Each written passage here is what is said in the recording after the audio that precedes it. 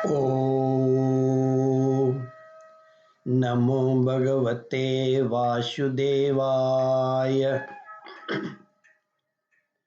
श्रद्धालु भक्तों, श्रीमद् भागवत महापुराण के द्वितीय स्कंद के 5वें अध्याय के अंतर्गत सृष्टि का वर्णन आता है।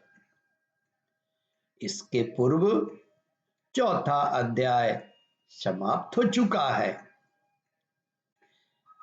अभी तक जहां कथा आप श्रवण कर चुके हैं उसके आगे का प्रस्तुतिकरण करता हूं। नारद जी ने पूछा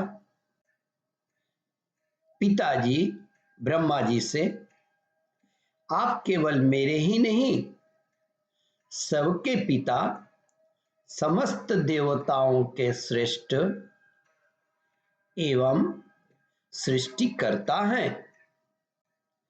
आपको मेरा प्रणाम है। आप मुझे वह ज्ञान दीजिए जिससे आत्म तत्व का साक्षात्कार हो जाता है।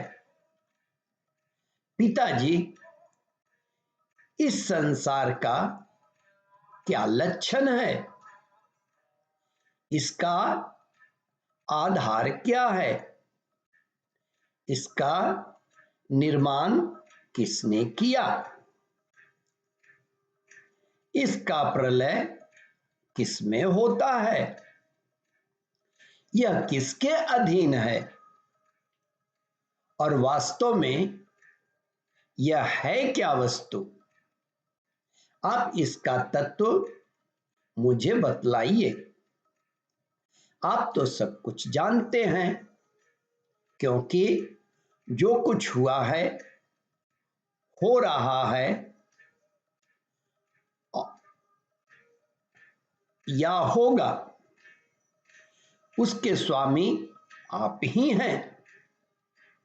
यह सारा संसार हथेली पर रखे हुए आंवले के समान आपकी ज्ञान दृष्टि के अंतर्गत ही है। पिताजी, आपको यह ज्ञान कहां से मिला? आप किसके आधार पर ठहरे हुए हैं? आपका स्वामी कौन है और आपका स्वरूप क्या है? आप अकेले ही अपनी माया से पंचभूतों के द्वारा प्राणियों की सृष्टि करते रहते हैं, या आप सृष्टि कर लेते हैं? कितना अद्भुत है। प्रश्न का झड़ी लगा दिया नारद जी अपने पिताजी से, ब्रह्मा जी से। जैसे मकड़ी अनायास ही अपने मुंह से जाला निकालकर उसमें खेलने लगती है, वैसे ही आप अपनी शक्ति के आश्रय से जीवों को अपने में ही उत्पन्न करते रहते हैं और फिर अपने में ही उत्पन्न करते रहते हैं और फिर भी आप में कोई विकार नहीं होता। जगत में नाम, रूप और गुण से जो कुछ जाना जाता है, उसमें मैं ऐसी कोई सत, असत, उत्तम, मध्यम या अधम वस्तु नहीं देखता जो आपके सिवा और किसी से उत्पन्न हुई हो। इस प्रकार सबके ईश्वर होकर भी आपने एकाग्रचित से घोर तपस्या की। इस बात से मुझे मोह के साथ साथ बहुत बड़ी शंका भी हो रही है कि आपसे बड़ा भी कोई है क्या? पिताजी, आप सर्वज्ञ और सर्वेश्वर हैं। जो कुछ मैं पूछा हूं और पूछ रहा हूं वह सब आप कृपा करके मुझे इस प्रकार समझाइए कि जिससे मैं आपके उपदेश को ठीक ठीक समझ सकूं। ब्रह्मा जी ने कहा, बेटा नारद, तुमने जीवों के प्रति करुणा के भाव से भरकर यह बहुत ही सुंदर प्रश्न किया है, क्योंकि इस भगवान के गुणों का वर्णन करने की प्रेरणा मुझे प्राप्त हुई है।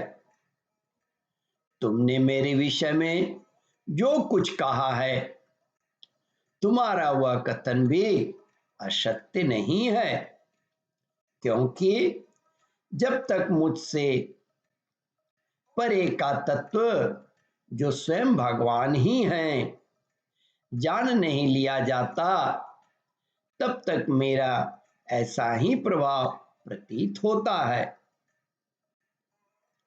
जैसे सूर्य, अग्नि, चंद्रमा, ग्रह, नक्षत्र और तारे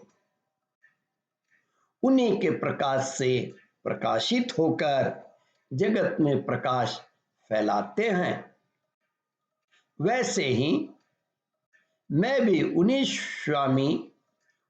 स्वयं प्रकाश भगवान के चिन्मय प्रकाश से प्रकाशित होकर संसार को प्रकाशित कर रहा हूं। बेटा नारद, उन वासुदेव की मैं वंदना करता हूं और ध्यान भी, जिनकी दुर्जय माया से मोहित होकर लोग मुझे जगत गुरु कहते हैं। यह माया तो उनकी आंखों के सामने ठहरती ही नहीं, छेप कर दूर से ही भाग जाती है, परंतु संसार के अज्ञानी जन उसी से मोहित होकर यह मैं हूं, यह मेरा है, इस प्रकार बकते रहते हैं। ओम परमात्मने नमः। श्रद्धालु भक्तों, इस कथा को ध्यान पूर्वक श्रवण, मनन और इसका चिंतन करें। इस कथामृत का रसास्वादन अपने बंधु बांधवों को भी करावें। इस वीडियो को शेयर और सब्सक्राइब करें। ओम परमात्मने नमः।